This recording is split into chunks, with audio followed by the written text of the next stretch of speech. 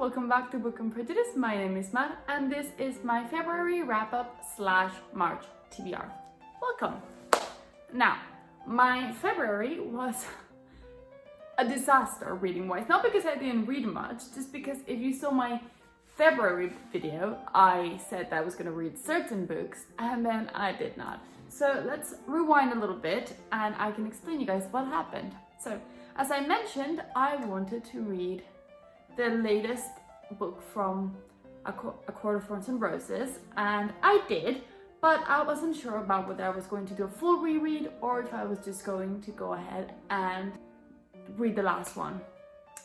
Turns out, I did a full reread.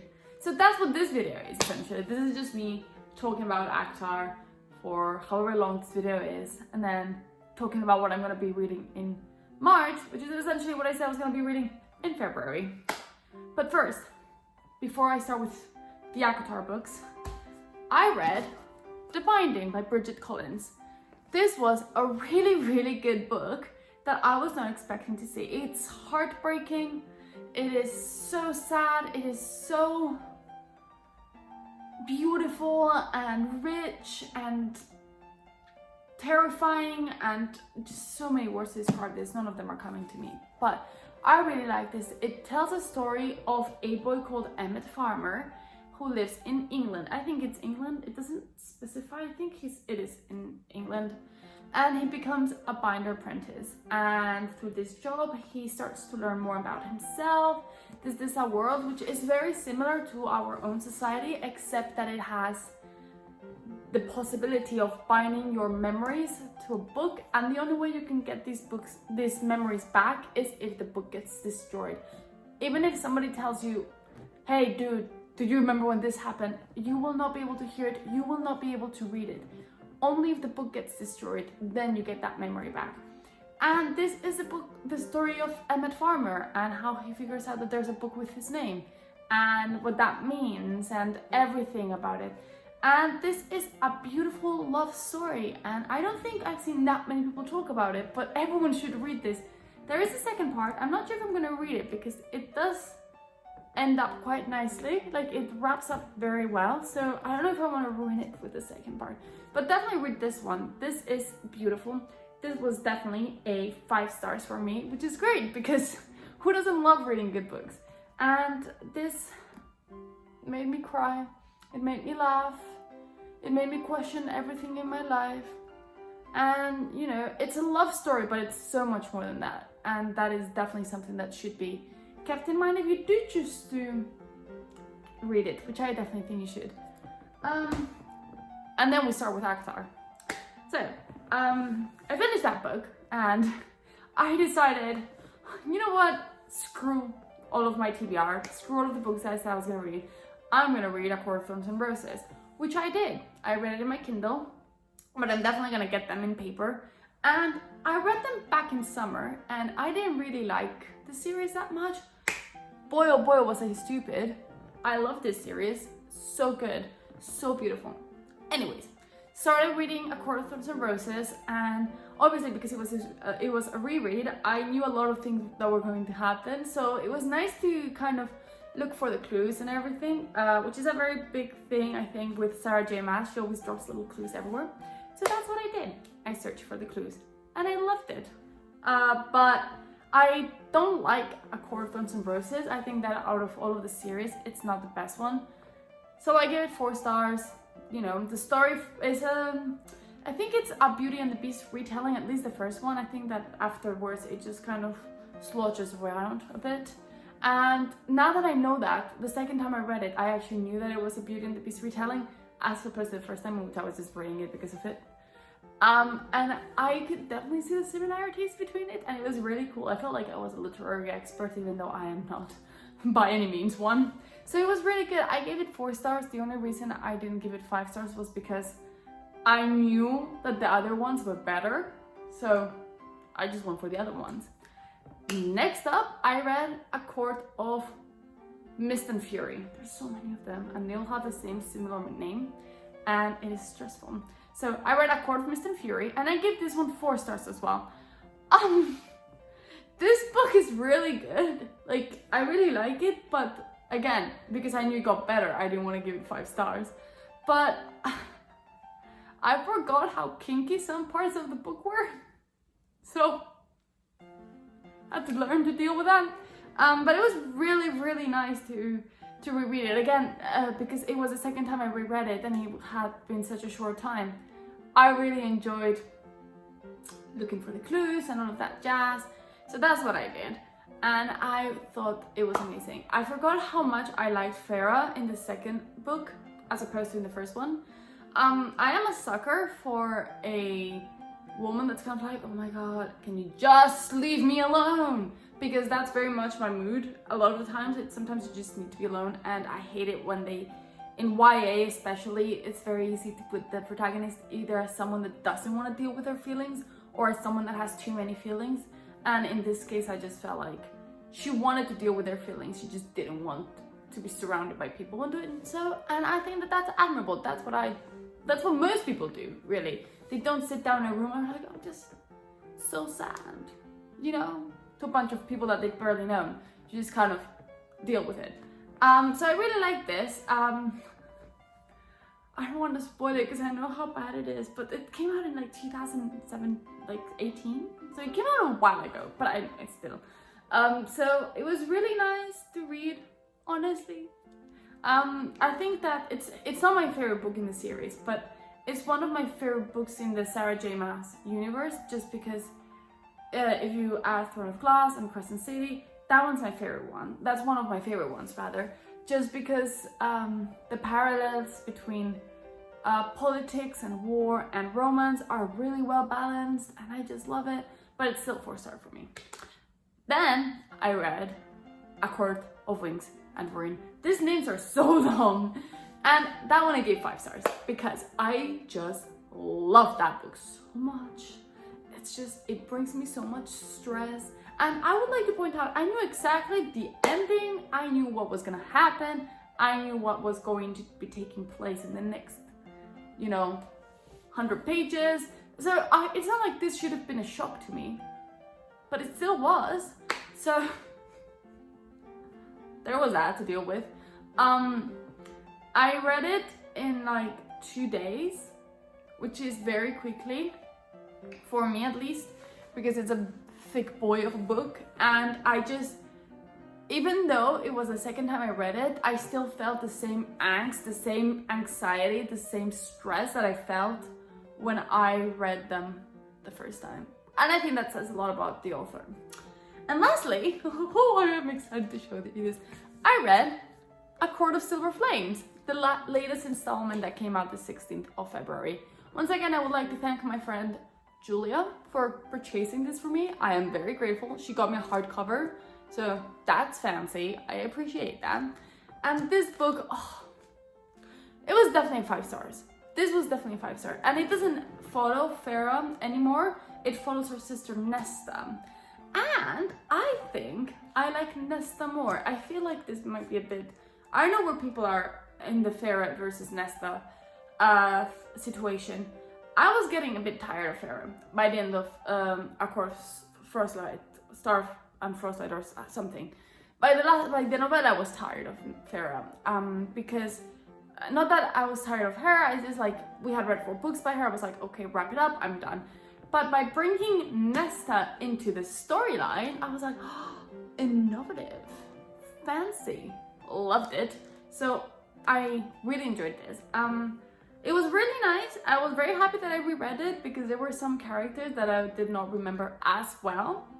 And also, I really like it because it portrays depression and PTSD in a very realistic way. I won't say how, but it does. Obviously, if you've read the rest of the series, you know that Nesta, you know what Nesta's mental state was by the end of the last book and the novella. So it's really nice to see a woman try to deal with this the way she does. It's not the way it's normally portrayed. It's not the most logical way, maybe, perhaps, for some, but then again, this is YA. It doesn't have to make sense to you. And I really liked it. And remember when I said that I forgot how A Court of Mist and Fury was very kinky? this was on another level. I swear to God. I think you guys saw me read part of it in a vlog that I posted last week, but this book is unbelievable. And maybe don't tell your mother to read this, or your grandmother, or an aunt, or anyone that you don't want to have question your literary habits, because they will. I question my own. But it was really good, and also I found it very interesting because there were a lot of similarities that I found with this book to Crescent City, which is her latest book series that she started last year. Because, not for any particular reason, but because it's much more mature. It's no longer young adult. I don't think it was young adult anymore. I think it was more like an adult in their 20s, which some people consider an adult, but as I am in my 20s, I am a young-ish adult, but I am not a teenager. So it doesn't feel teenagery, but it doesn't feel like your grandmother would read this.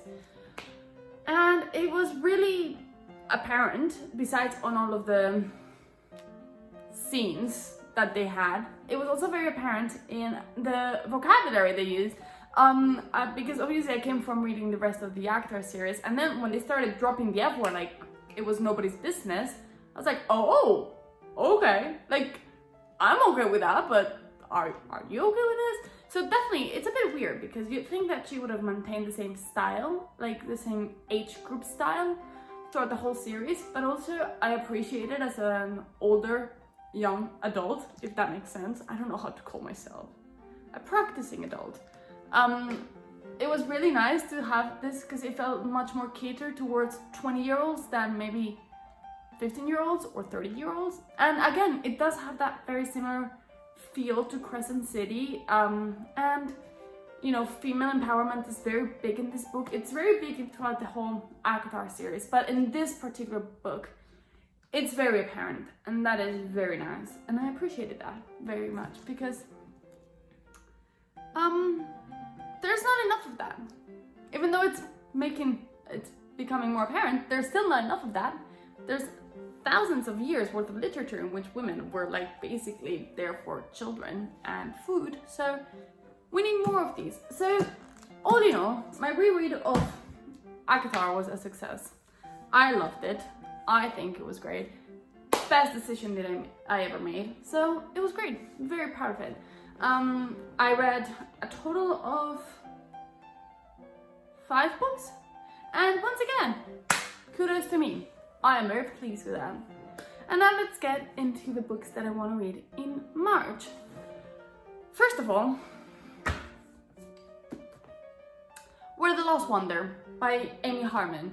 This was supposed to be our February book club, but then we all got obsessed with A Court of Silver Flames. So even the friend that chose this, my friend Celia, chose this book, and even she was like, I'm not going to be, like, I think she finished it, but not by the time of the book club. So we all just made the executive decision of moving it to the first weekend of May, which is in 3 days. I am on page 94, so I gotta get going with this, but so far so good. It's a historical book, but it's not set in World War II, and that's what sold my friend into choosing it. So I will be reading this, I promise, because I have to. There's rules in the book club, God, and I keep messing it up.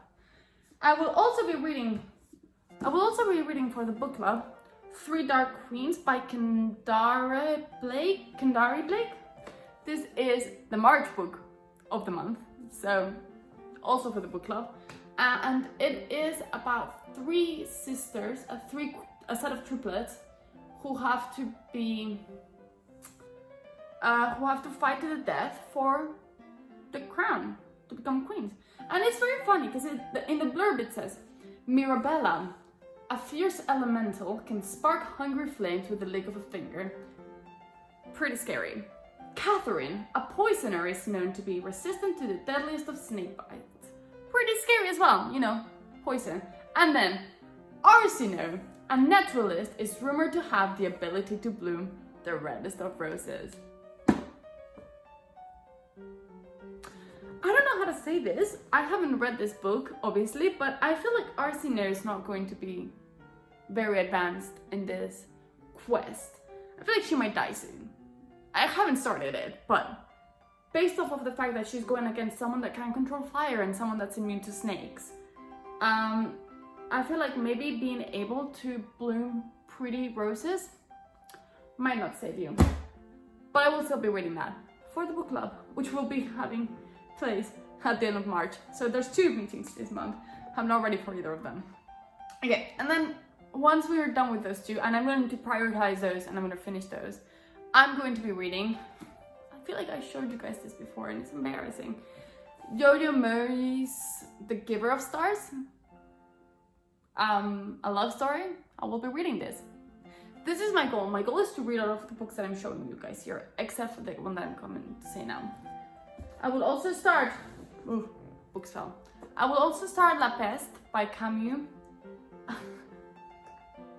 I've said this in like 2 videos already. This is embarrassing.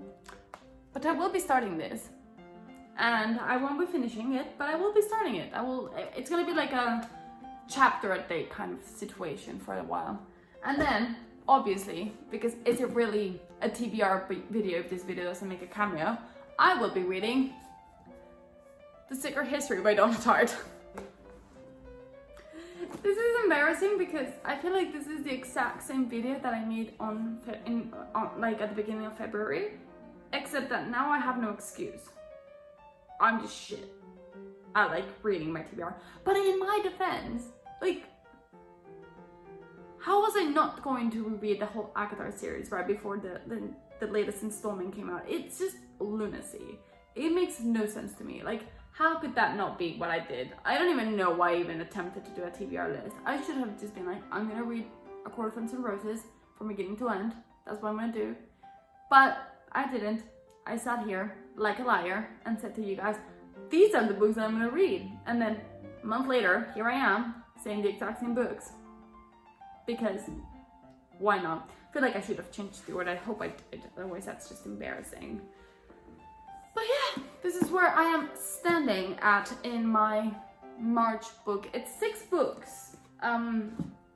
Oh, I'm also still listening to Mythos by Stephen Fry on my audiobook. That has now become my running playlist. Don't ask my father, because he's very confused by it. That I choose to run with a book, but it distracts me. So hey ho, here we go. So I will be listening to that. I don't know if I'll finish it. I don't go on runs that often, and I only listen to it when I run because I wanted to, like, because it's when I can concentrate on it properly. So yeah, I'll also be listening to that if and when I go on runs. But these are my March books and my February books, and I am very pleased with them. I am very pleased with myself. I think that despite the fact that I blatantly ignored my TBR, I read a lot of books, and I read so many good books. The Binding, I said that this at the beginning, but it's a beautiful story. I think that everyone that hasn't read it should try and read it because it's stunning. It's so sad. Like, just have tissues near for various points in the book. Just have them at all times with you, really. So that was really stunning, and it was amazing to be able to read A Court of Silver Flames right as it came out. I felt very, when I read Throne of Glass and A Court of Thorns and Roses, they were already all out, so I did basically a binge read of the 2 series in 2 different summers. And I didn't have the excitement to build up to the next book, that whole, oh my god, when is it coming out, you know, that a lot of times you get when you follow a series as closely as my friends were when they started reading these books years before I did. So it was really great to have that excitement waiting for me, and that, you know, that nervous jittiness on my tummy of, oh, the book is getting here soon. That was really nice. I am forever grateful to my friend, because I was going to get it on my Kindle, but I have to admit that having the actual hardback, I can't believe she got me a hardback. She got herself a paperback. Like, makes no sense to me, this woman. But it made it so much more real. It made me enjoy it so much more. It also made me have a huge fight with my boyfriend over whether we should buy a new bookshelf solely so that I can buy all of Throne of Glass and all of Thorns and Roses and just keep it there. The answer was no for now, but keyword being for now. Never forget. Never forget. But yeah, I think that February, I managed to keep up that good steady pace that I created. That I started the year really well, really strongly in January. February proved to be the same. I don't know what March brings. I'm very excited for all of the books that I've shown you. But there is no denying that when you're reading a series such as A Court of Thorns and Roses, it's much easier to read and go than it is if you're reading a normal book, or if you're just, you know, reading standalones. Because if there's a series, there's an open ending, and if there's an open ending, I cannot for the life of me stay behind. But yeah, I really enjoyed all of the books I read. I'm very excited for the books. I am making a promise right now that I will read this book and this one, because these two have been in these videos for so long now, so long that they need to be read as soon as possible. And I'm also planning I'm saying this, but I'm not gonna do it this month. I'm gonna do a couple of months and then do this. But I also really want to get Throne of Glass and reread the whole series again. So this is my problem. If I get in a YA fantasy mood, it's really hard for me to come out of it. And then when I come out of it, it's really hard for me to jump back into it. So yeah, this is all for this week. These are my books, and I'm very pleased with them, and I'm very happy that I did, you know, that I read all of these, because obviously it's a big quantity, and I'm very excited for March. It's already started. We're talking, actually, today is the 4th, so happy World Book Day. I feel like that should have been with what I had started. Oh well. Oh well. Salabi. But yeah, thank you very much once again for watching my video. If you did like it, subscribe. If you have any questions, comments, or thoughts, please comment down below. I try to answer, but I sometimes forget that I have to do that. So I will do my best. And if you like what you see here, please follow me on Instagram at Book and Prejudice, where I try to post more bookish content more often. Keyword being try. I love you guys very much, and I will see you guys next week. Bye bye.